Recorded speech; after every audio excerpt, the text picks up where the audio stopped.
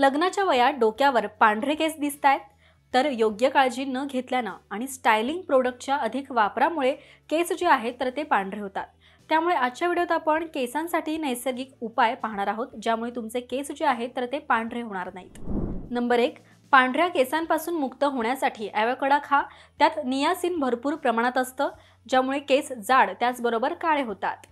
Number 2, अनेक आवश्यक पोषक तत्वांनी समृद्ध आवळा पेस्ट केसांना लावा, तसेच याचा आहारात समावेश करणं देखील फायदेशीर आहे।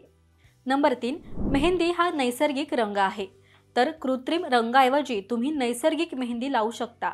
नंबर 4, व्हिटॅमिन सीच्या कमतरतेमुळे कोलेजनचं उत्पादन कमी होतं आणि केसांचा रंग खराब होऊ लागतो। त्यामुळे आंबट वस्तू, मिरची इत्यादींना आपल्या आहाराचा भाग बनवा। नंबर 5, व्हिटॅमिन ईच्या कमतरतेमुळे केस पांढरे होण्याची समस्या देखील उद्भवू शकते।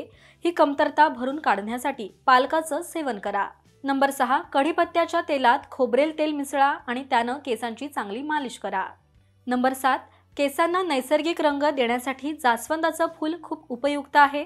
त्याच्या वापरामुळे मेलेनिनचं उत्पादन वाढू शकतं, ज्यामुळे केसांचा रंग नैसर्गिकपणे काळा होतो। तर हे नैसर्गिक उपाय करून तुमचे पांढरे केस काळे करा। आणि हा व्हिडिओ तुम्हाला कसा वाटला हे कमेंट करून नक्कीच सांगा। पाहत रहा महाराष्ट्र टाइम्स। धन्यवाद।